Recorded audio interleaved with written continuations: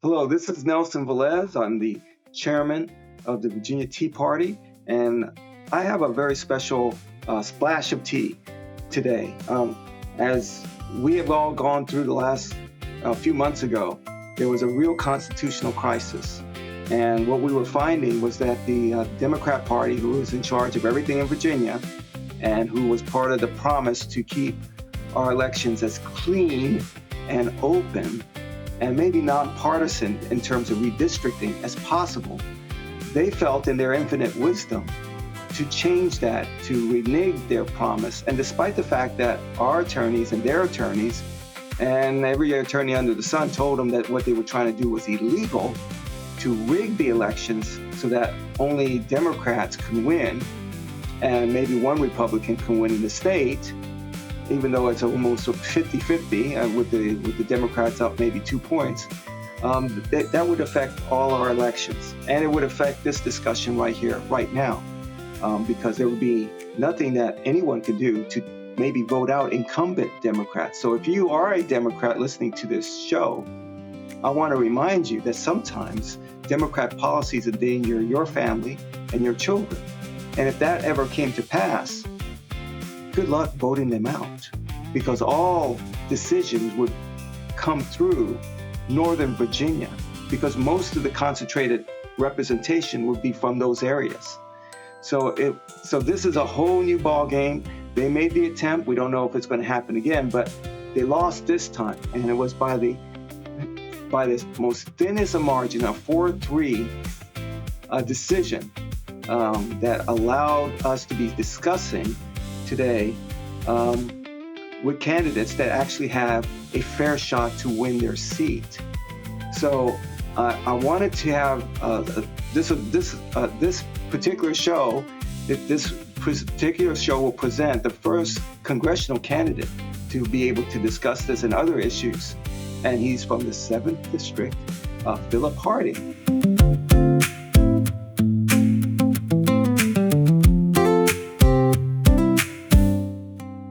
Hi, Philip. Well, hello, Nelson. It's great to be here with you. It's an honor to be on. Thank you for all you do. And what a great intro there. What a great setup. Yeah, I'm very happy. Really, no one can actually, if you really think about it, um, all of this would be very different had the court decision gone 4-3 the other way. And Yeah. the motivation for those people who work hard on these campaigns trying to get good people elected, the it would be a whole different ballgame right now. I don't even know if we would even bother the trouble of having this interview. So I know this was a strange way to start, but I think since it impacts Virginia and it impacts congressional races from this point on, maybe you could, because you were in the mix too. You were watching all this because it would affect you personally. So can you give a bird's eye view of how this situation unfolded as far as a potential congressional candidate for you? Yeah, we were right in that. We weren't just watching, we were neck deep in it. I'll say for sure it hasn't been boring. That's one thing that it has not been.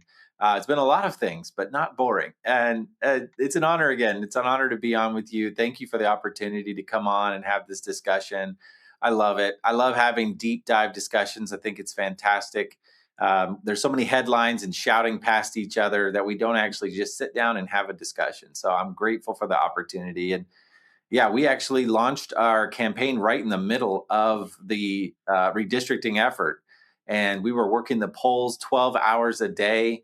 Our team was all over the place. And it was a great opportunity to connect with people in the district on the one hand. And I just kept saying, you know what? It's working together for our good.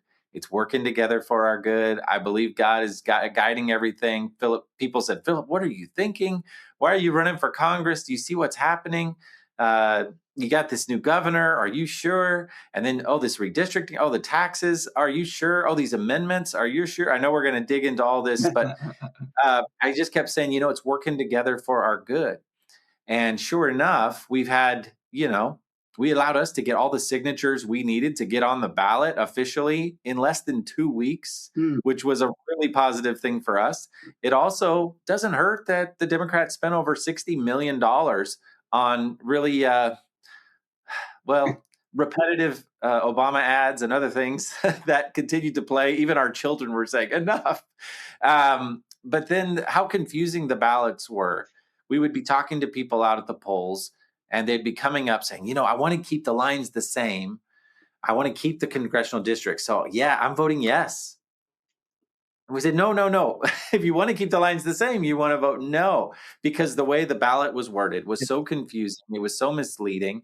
So even if you knew what you were trying to do, just the logistics of actually getting your vote to count the way you wanted to count was intentionally misleading and confusing.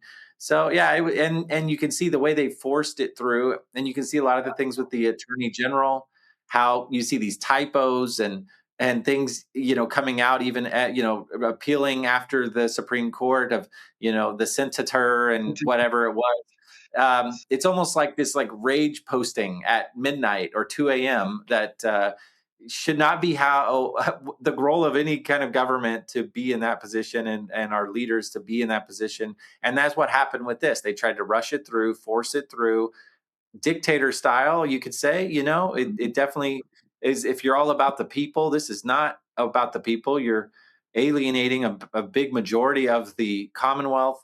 And thankfully, as you said, even though it was a thin margin, thankfully there was the backbone to withhold and say, you know what, in their rush and haste to do this, um, which we can get into with our founding fathers, they foresaw all this. Isn't it amazing how they foresaw all these things? And in that rush and that haste, how scary that can be for a society, for a people, let alone especially for a government to be in that way. And thankfully, they said, they did it wrong. They didn't follow the legal process, and so we're back to where we were.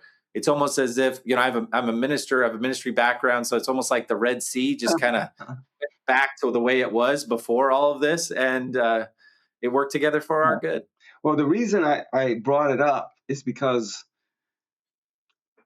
since the media is so compromised, they will drop this.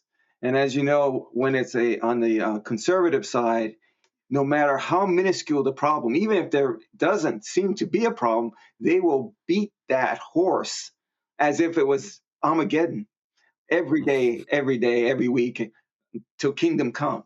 And so Yeah. I believe that the wording, one of the things is that they with all this millions of dollars, and some say it's like more like $90 million, and I guess that might be like in-kind kind of contributions, the free press and whatever.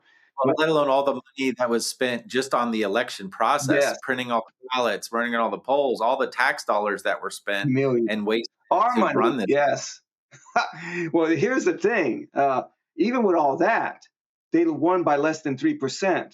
And part of that less than 3% is the Republicans, who are well informed, who knew about the election and everything. And I even have a hard time believing this, but it was said that 25% of the Republicans that voted for the amendment, thinking that they were voting for fair elections. 25%. So if you eliminate that, because they'll have to make the wording constitutional sound if they do this again, they're going to lose that 25%. And since it was less than 3%, that they're going to lose in terms of real votes by an informed electorate. That's a great point. And another concern I have is, there's two other amendments. Well, there's three, but these amendments that are coming up, that they did follow at least the process for the timeline and the voting, which clearly they should have followed with the redistricting effort. But of course, they were trying to force it through. Yes. But these other amendments, we see the same thing is about to happen, that are going to be on the ballot with us in November. They word things like, do you want to keep abortion safe for everyone? Or some, they word it, and you can, I don't have the exact wording in front of me, but you can look at it and it's very misleading. When in fact it would open up abortion for women who, without even a doctor, and overriding parental rights and things like that. but they word it in a way, and it's very frustrating, very misleading, and you wonder why you shouldn't just have the amendment. Just be able to read the amendment and then vote yes or no. But it's so misleading the way they're able to create all this wording that is very confusing, very misleading, and it's concerning. And it was a huge problem. We saw it on the front lines, but we're thankful we didn't. We were going to be a lobster district. The lobster was. It went all the way from the Pentagon all the way out to cattle farms in very rural, beautiful part of Virginia. And it was just bizarre. And they were slicing the salami so thin that, it was competitive. It was going to be competitive in some different kinds of ways. And it was creating an open seat. So there were some potential silver linings there. One of the things that is a bit humorous, is that the audacity is maybe the right word of Yes. all the Democrats that lined up to put their name in for the new district. And in fact, Eugene Vindman already announced he moved over to the first district and left the seventh district to move over to the first district with the new lines. And then there were like 7 Democrat candidates that lined up, had already ordered yard signs. And then it was overturned, and they had a stack of yard signs show up for a campaign they no longer can run. I think that's a little. I think that's a little humorous, and it's the right word is for it, but it's kind of like get what you deserve a little moment there. They were exercising what they were expecting, which was one party rule, and I do believe that the word was out. Give us the money, and Hakeem said yes. It sounds like that's a good idea to do, is to give you the money. I know this is unlawful, illegal, unconstitutional, but you have control of the whole government. And if a judge wants to be reappointed and he cares about his career, he knows how to vote.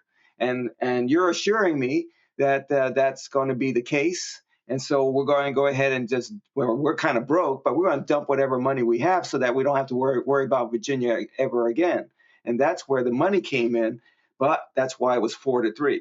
And who knows? I suspect that because of the arrogance and because of the radical nature of the Democrats in Virginia, that whoever is coming up for reappointment probably is not going to be surprised if he's not going to be reappointed. And there's not going to be the outrage that you'll see in the media. We'll be outraged, but they're going to do what they need to do to send a message to the judges in Virginia. And that's the compromise. That's the conflict of interest. That's what that's not the way was supposed to be. That judges would be afraid of partisanship.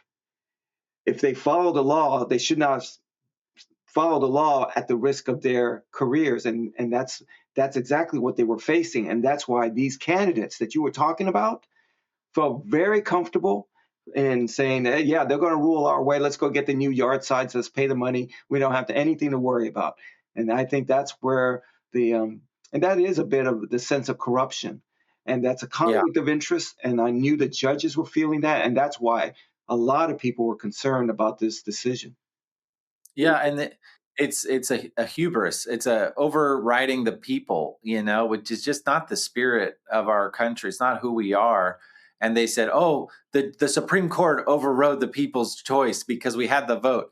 Well, the people had already voted and carved it into the Constitution of Virginia.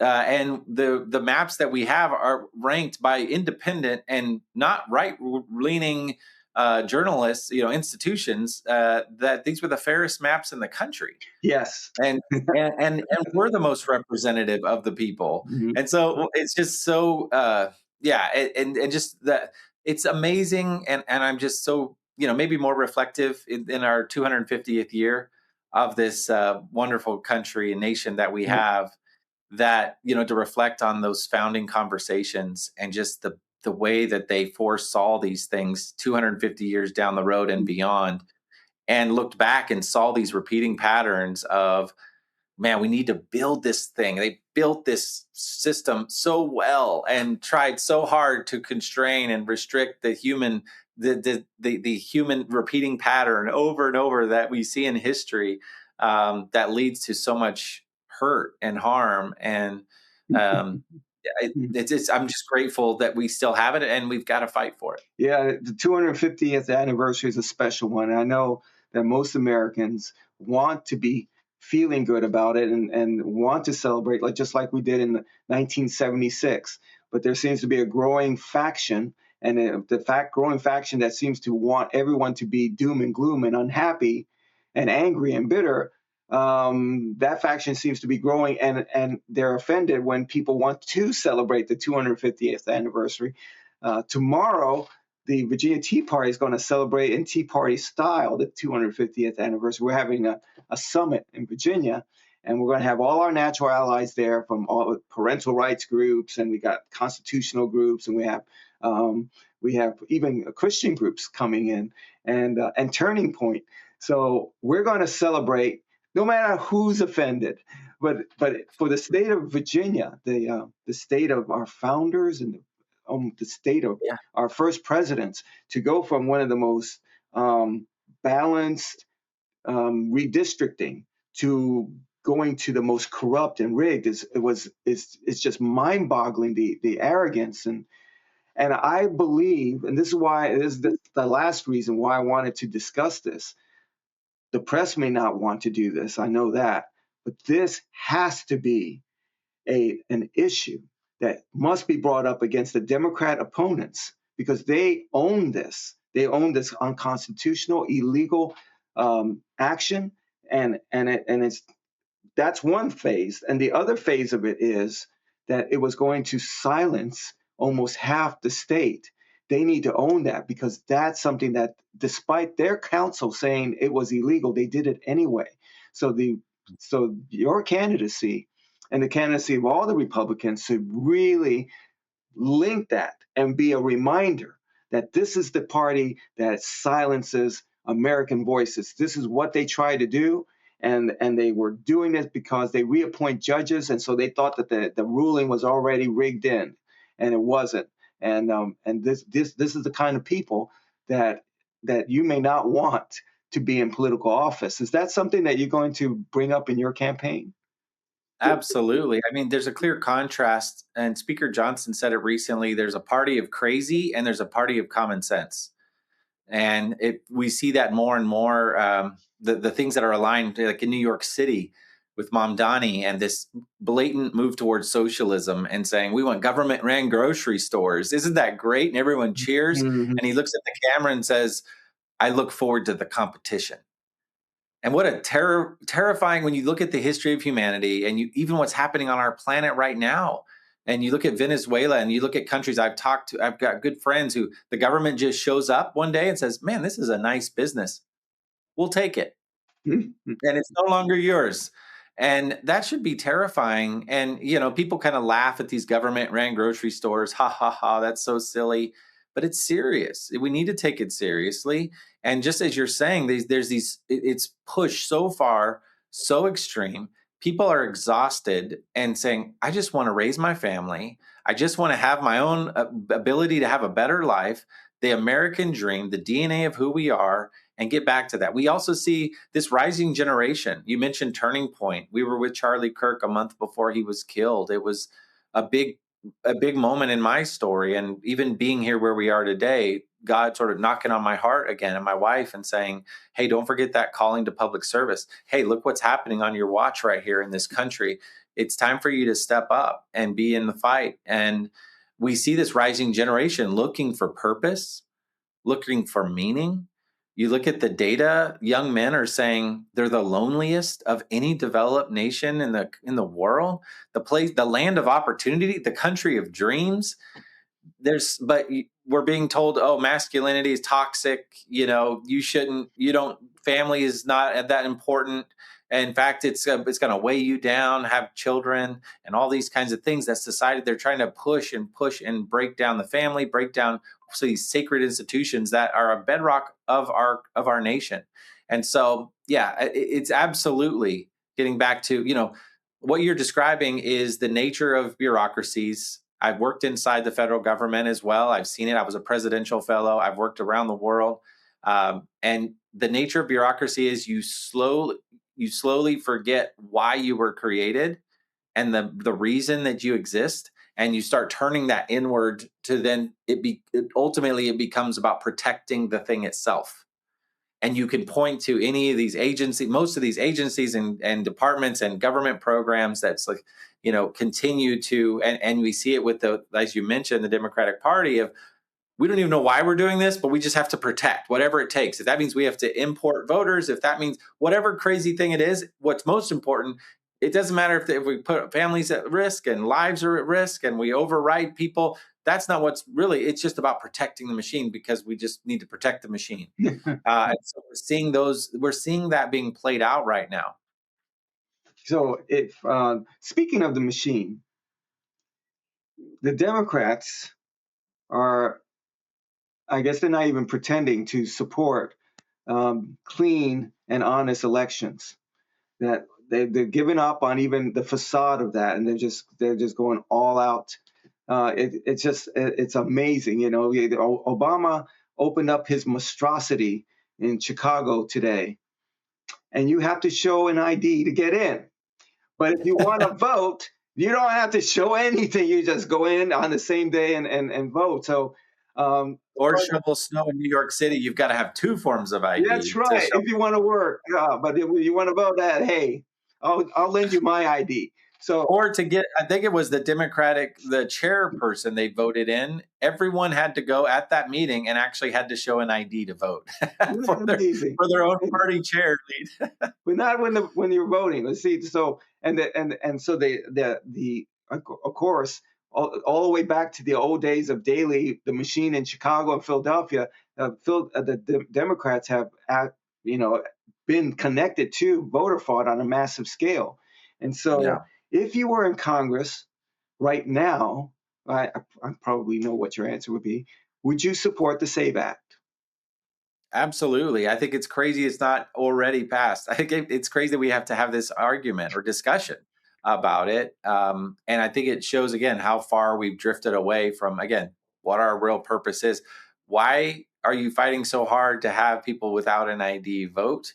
And all the arguments are are bizarre that they try to come up with to bend over in different ways to say, oh no, it's for this or for that. But yeah, we definitely need that. And every day we have extended, days beyond the voting day.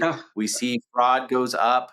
We just early voting started here for the primary in Virginia. We've got a 45-day window of early voting, which is, why do you need it? Do we need to be that long? And so I think there's definitely a lot of opportunity here to improve. And it's kind of funny. I know we can kind of laugh about it and, oh, this is crazy, but I get downright frustrated and indignant and sort of a righteous backbone of frustration when you think about all the lives that have been sacrificed and the soldiers that have died. And we just celebrated D-Day, going up on the beach and bullets whizzing by their heads.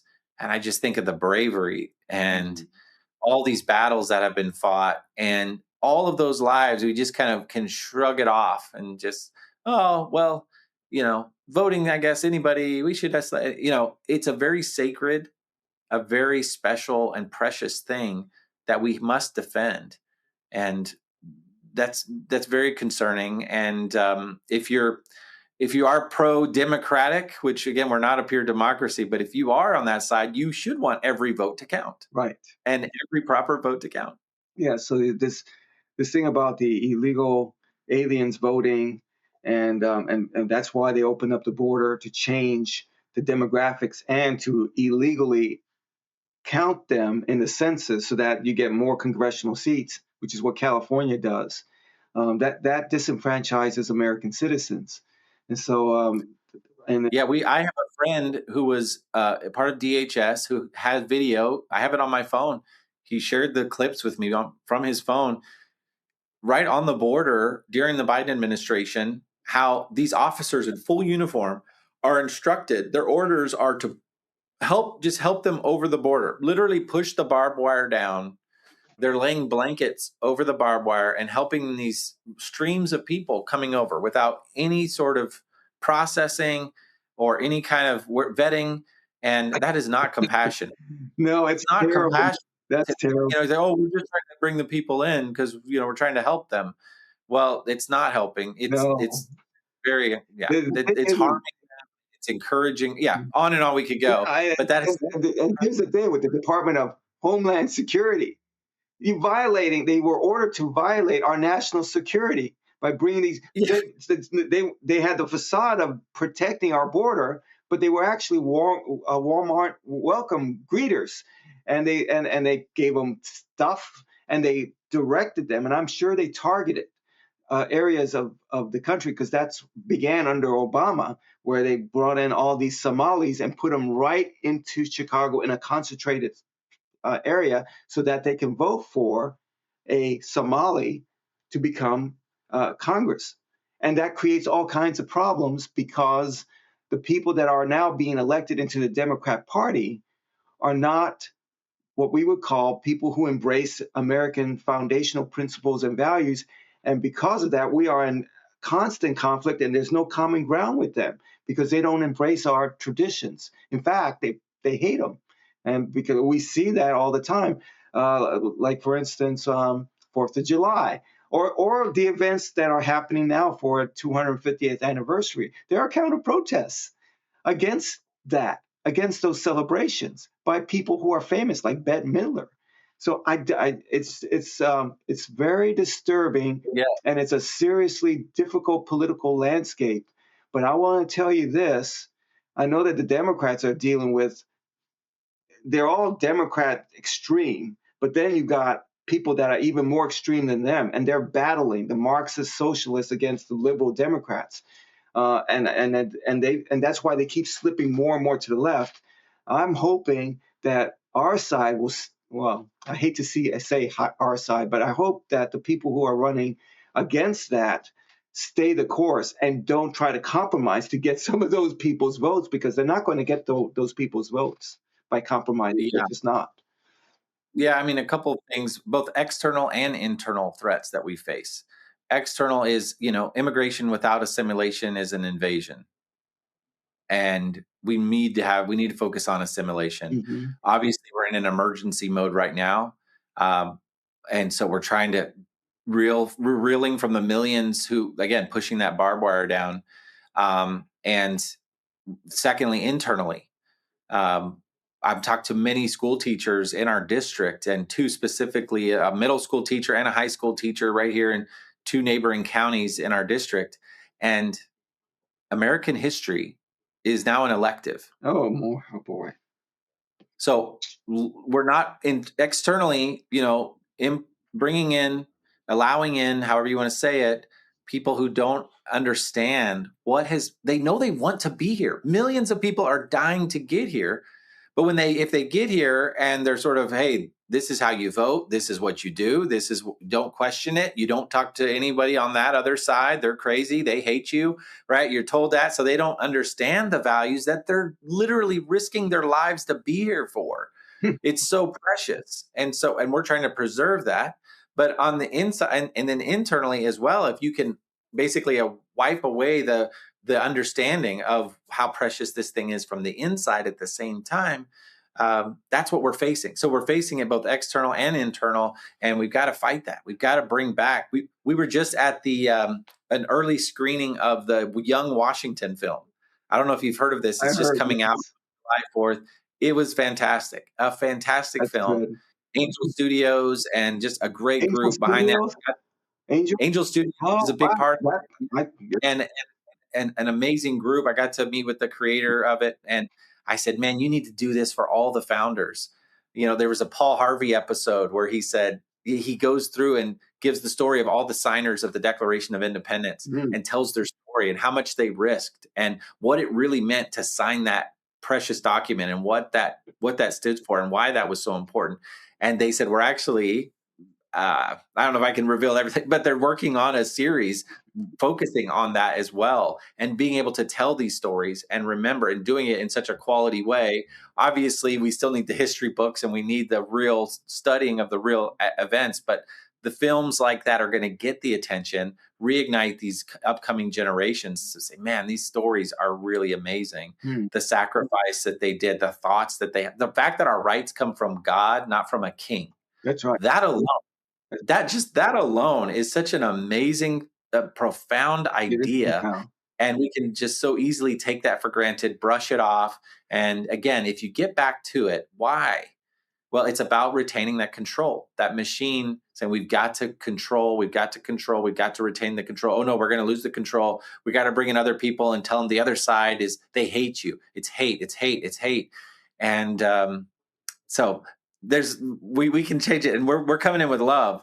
Love is the only thing more powerful than hate. That no man hath any greater love than this. They laid down his life for his friends. And I was just with law enforcement yesterday talking about this as well. But love is the way we're going to respond in love. And when you talk about the values, most of these people that have come in from the external side, they're coming to escape socialism. They're coming to escape the communist ideas and tendencies, and they want strong families. They want an opportunity to create a business and to solve problems and live a great life and help their family and their community. And that's what we're all about. So when you get past all the labels, and you've got to hate them so that we can keep you in a box so you'll vote for us and continue to vote for us and so we can stay in power, when it's really about the ideals. And just like Washington, to think how he gave up his sword, the man who could have just taken everything and been another Napoleon or whatever, and he gave that up. And what a beautiful thing that was, and we're still benefiting from that action today. Yes. Yeah. So speaking of the battlefield, right now, the Democrats are bankrupt. They were bankrupt before they spent the $60 to $90 million because they had to borrow money or get money from Hakeem. But now they don't have any money. This is like the first time they've been in this kind of situation where these zombie-like creatures that are handing out literature who can't answer anything on policy or issues, and then you find out that they're getting paid $15 an hour. Well, that is not going to happen in this election cycle. So our candidates will have a very level playing field in many ways, because we never have money either. But so looking at that political landscape in the next couple of weeks, what are you facing? Are you facing like primary candidates first, and then once you navigate through that, if you get through that, then Yeah. how are you going to do a pivot and deal with whatever Democrat candidate? Yeah. Yeah, Eugene Vindman is in this. He's the Democrat that just got in last year, and this was Spanberger's seat before that, and then Dave Bratt was before that, and Eric Cantor before that. Yeah. So it has quite a history in this district. But yeah, Vindman is in there right now, and you're right. It's going to take a grassroots effort and appeal. And one of the beautiful things with all the things we've been discussing, you can only pull that rubber band back so far before it swings back the other way or it snaps and breaks. And I feel like from talking to Virginians, being at all these events with Virginians, we'll be with you tomorrow. I'm looking forward to it in Richmond. But people are frustrated and they feel like they were lied to. Of course, Spanberger running as a moderate, and then the most extreme policies across the board. Of course, taxes, let's make it harder for families and business owners to create and innovate. Then let's focus, while everyone's focused on affordability and cost of living, let's introduce the most extreme abortion and take family off the Constitution, man and woman, and introduce gender. And again, some of these things that are just so far and so extreme that just keep pulling that rubber band back. And I feel like people are saying enough is enough. And let's get back to common sense. Let's get back to creating together. Let's not just stand like, we're standing on two mountaintops, just shouting past each other. Let's get down and actually talk and get back to these ideas and these values. Well, it's a good thing they're the party of affordability, because they're raising taxes to high heaven. If you even have a dog to be walked, they will tax you. That come July 1st, your energy costs are going to skyrocket, hurting every single person. And there's no reason for that. There's no crisis, but they're creating one. And the crisis they're creating is affordability. So I wanted to ask you, are you going through a primary process with other candidates? Again? Yeah, there are two others that have jumped in. And so, yeah, we are. And then, like I said, it's early voting 45 days. But yeah, we're at the top of the ballot, feeling really good. We've got an amazing team around us and great momentum and great support. And how about the Democrats? Do they have a primary? Do they? So in this district, so they would have if it had shifted to the lobster district, Yes. and that would have been something to watch. But there's only one. Eugene Oh, Venman is in, and yeah, he's bunkering in. so he could save his money for the Yep. okay. Yeah. So yeah, we definitely, man, we're going to need patriots to come out and help and fight. And we're fundraising a lot. We've got great support uh, all across the Commonwealth and across the country. Say, man, we've got to fight, and we need someone with your values. Someone, my background in business. I'm a business guy. I'm coming in with that approach, a practical approach. I'm not a politician. I'm just a businessman trying to save our country. I was a pastor. My dad was a pastor. I was associate pastor. And so, and family, my wife and I have been married 21 years and 3 beautiful children.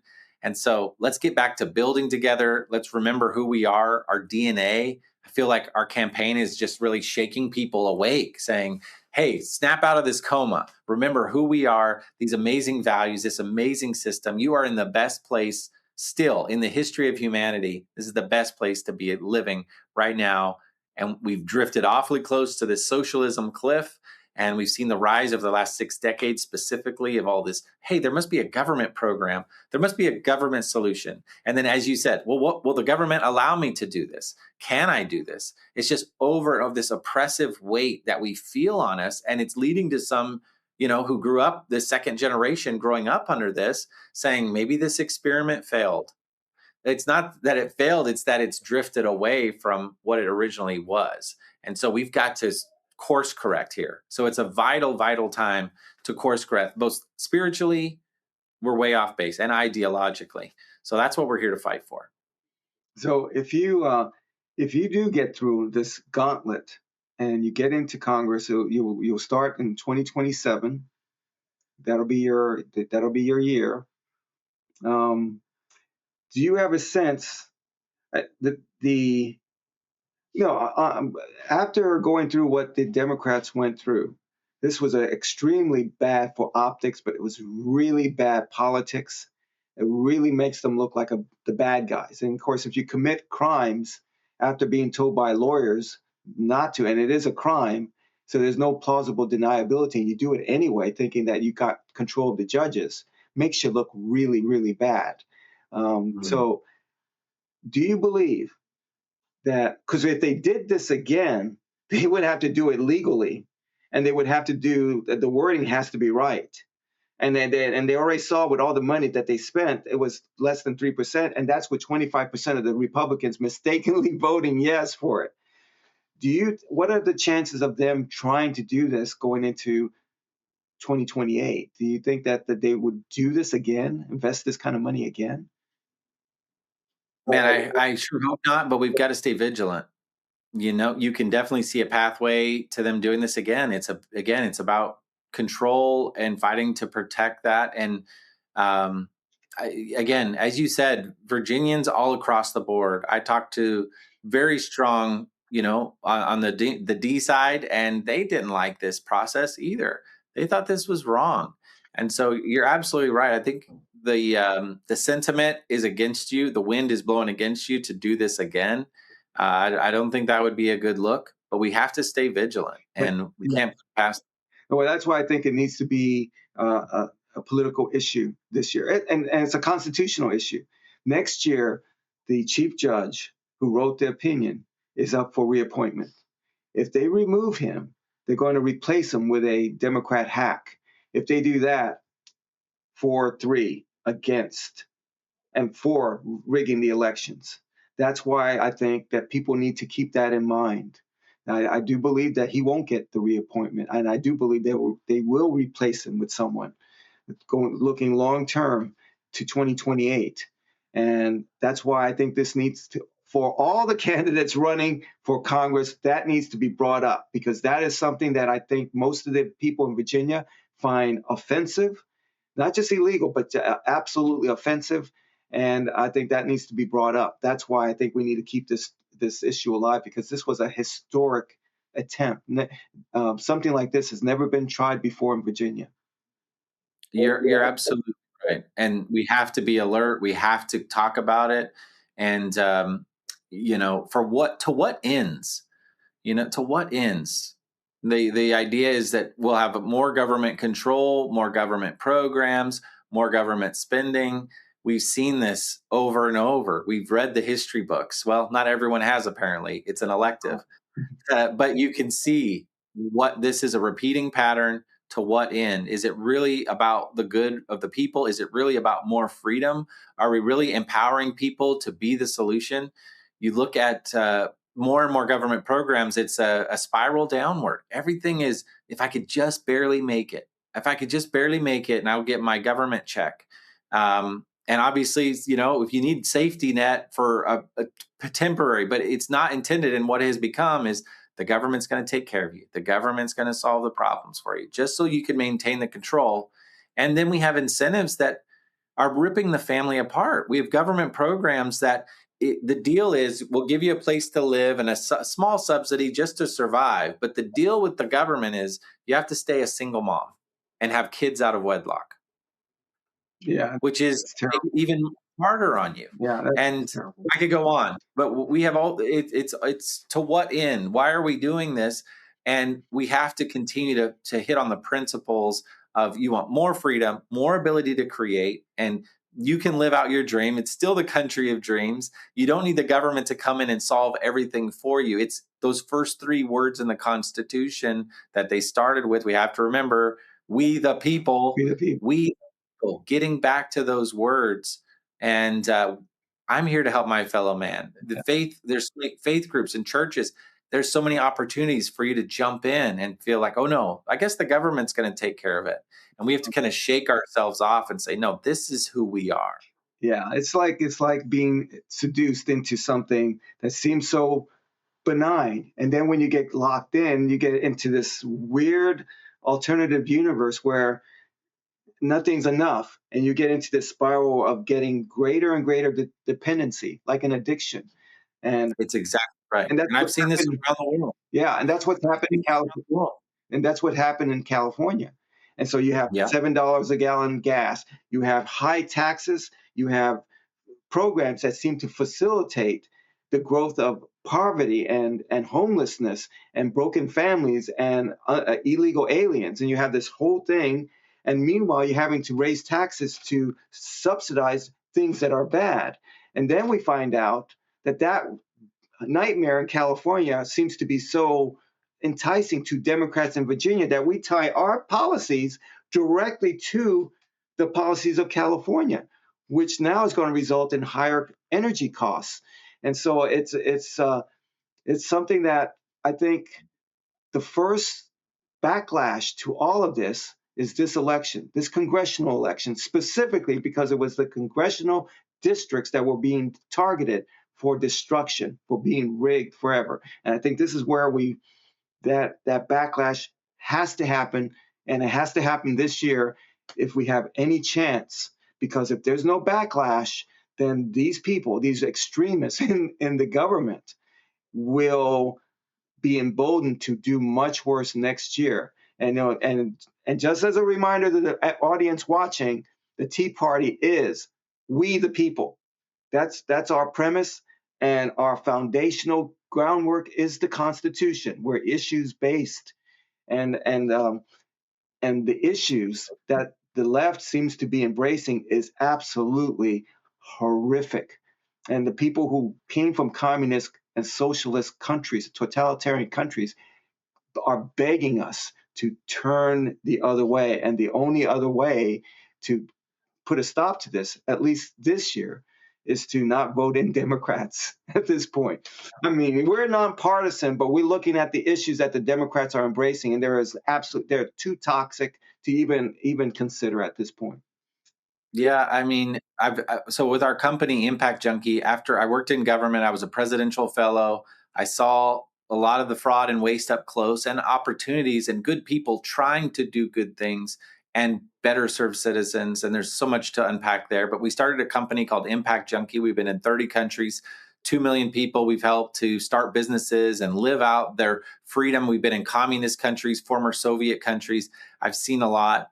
And that the US aid, that got cut, we saw a lot of that up close of these programs that do exactly what you said, dependency over empowerment, and create more dependency, and claim, oh, look what we're doing. Look how great this is for the people. Oh, you don't want to help poor people? Well, in fact, you're making it worse. You're becoming part of the problem. At the very best, you're putting a band-aid on this bigger issue. You're not actually addressing the problem. You're just putting a band-aid on it. And at the very worst, you're making the problem worse, and you're contributing to it. And we see that where billions of aid or trillions have been poured in to parts of the globe, and poverty's increased and corruption's increased. And we see that same thing happening here. Today, I was just at an event earlier this morning. It's Juneteenth, and Juneteenth, is celebrating when Lincoln, the Emancipation Proclamation. It took 2 years for that to trickle out, and soldiers got out to Texas, and they said, "Wait a minute, they don't know this happened 2 years ago. It's hard to believe." And so they made this proclamation and celebrated. But there was a great speaker today saying, we're celebrating the freedom that we have. And then you see the rise of the 1960s and these social programs again to sort of buy these votes or to Mhm. buy these people back. And you see the breakdown of the family. You see more poverty. You see the increased poverty rates. You see the increased abortion, increased children born out of wedlock, increased fatherless homes, Yeah. increased crime rates, like all of these things that when you create this disempowerment and you take away that ability to create and to solve and meaning and purpose, this is where you end up. And that's what we've got to continue ringing the bell about. And we've seen it, like I said, in communist countries and socialist countries. When you hit that spark that's built in every one of us, that desire to create, to Mhm. innovate, solve problems, Mhm. that's what we want to do. That's what we're built to do. And so we need to get back to that, Yeah. DNA, and just how grateful we should be for this Constitution, as you talked about, how precious this thing is.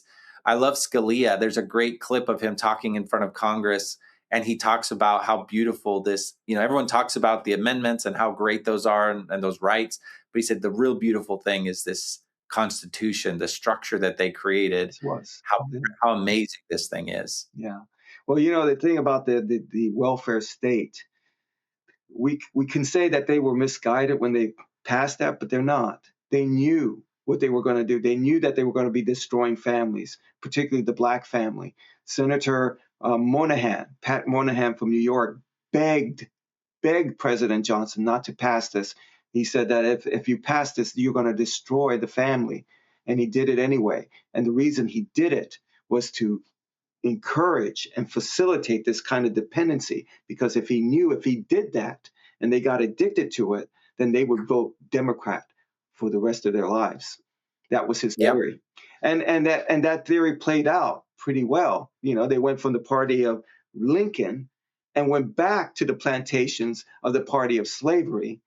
But now, Brexit, blacks walking away from the Democrat Party is a real thing. And you saw in the Yeah. 2024 election, more blacks voted for Trump than any other time since 1968, when Richard Nixon got a bit more of the black vote. They're moving away. Hispanics voted in droves for the Republican Party, so they're moving back because the damage is so extreme now because of their addiction and the dependency of the federal government, that they're looking at this as a tragic thing, and it is, and they're moving back to they're finally receiving the message of freedom, and it's The not message. coming from the Democrat Party. So it's just a matter of articulating that to these groups. And I think because of what the Democrats have done, there's no way around it. They lied to all of them from Spanberger on down. They were in uniform. Unified in this message that we're moderate, and then they go in and they start to just blow everything up. That resulted in Spanberger getting the lowest rating of any Virginian governor, and she did that within months after getting elected. So I do It's believe remarkable. that there's a good chance that your campaign and others will have a good chance against the Democrat machine. Yeah, we're feeling good about it. And I love those broader the data points that you're bringing up, I feel like there is an awakening happening. I feel like it's happening spiritually as well as ideologically. Yes. And look, wait a minute, it's kind of like a prodigal son almost finding yourself in the pig pen. Like, how did I get here? What just happened? And this is not who I am. This is crazy. And finding our way back to these values, and it's not, and it's finding purpose and meaning and patriotism, and to being, you said at the beginning, celebrating America again and being proud to be an American again. And again, I've traveled a lot in the world, and the more you see it from the outside, you see how precious this thing is, and you see how blessed we are, and you see the people just begging, man, I just would love to visit America someday. I've never visited, but man, I just want to visit someday. It's so amazing. And then you come back and you hear, I hate America. It's the worst. It's the terrible, you hear these things being said, and you just got to scratch your head. The only reason we have the ability to say those things is because of the very blessed system that we live under. And so I'm just grateful for it. And I'm a product of the American dream. I'm a first-gen college graduate. I ended up at Harvard started as a distance student, became elected student president, gave the commencement address. And I was an unlikely story. My great-grandfather signed his name with an X. He went to school 3 days in his life. And my dad tells stories how he would read to his grandpa, read books to him because he couldn't read. And to be standing up on a stage in front of 30,000 people, and they give you a mic to speak, and President George H.W. Bush and Aretha Franklin, the Queen of Soul, and all these Nobel Prize winners. And I have to stand and deliver the speech with no notes. And I talked about George Washington, and he came to that very spot in 1775. A whole year before the Declaration of Independence. He came straight from Philadelphia when they put him in, and he slept in the Harvard president's house that night. And I was able to tell that story. And he wrote back to Martha here in Virginia, and he said, I feel a kind of destiny, and a divine hand is guiding me to this service. And that was the name of the speech, A Kind of Destiny. And I feel like today we have our new, it's like a new battle. Every generation has its own battle. We're not D-Day, landing on the beach. We're not the Civil War, fighting here on the same grounds that we're driving over on 95, but we are in our own kind of battle here as well. And we also have a kind of destiny, getting back to that meaning, that purpose and meaning. And the more that soulless, when the government's going to solve it, the government's going to fix it, it takes away your meaning, your reason for living. And getting back to that is really resonating, especially with this rising generation, as you said, and giving hope. And we see this starting to turn back, this starting to remember who we are. And so I agree with you. I think it's a God thing, how he set it all up at this time. And it'd be a lot easier just to keep running our business, and it'd be a lot easier on our family not to be running a campaign. It's a lot, but I'm loving it. And I also, I was talking to my wife earlier, and I said, man, the things that previous generations have gone through, how hard is this? This is nothing compared to what the blessings that we're benefiting from previous generations. And as we continue to take these steps, we see more and more people, the energy, the excitement. We've always said it's not a campaign, it's a movement. And what you're describing happening more broadly across our country is giving everyone hope. I think that's where we're at, giving hope. If you feel like, what's the future? Well, we have more and more growth of government, more and more taxes, so you're less incentivized to create anything. That's a really dim, dark, dismal future. But when you look at, no, the government is just here to protect your rights, and you're living in a playground. It's your sandbox. You go for it. Have fun. Like, create. Go work with other people. Find other people to solve problems with. It's so fun out there. That's a bright, wonderful future. Let's create inventions. Let's solve diseases. Let's cure. Let's lift people out of poverty.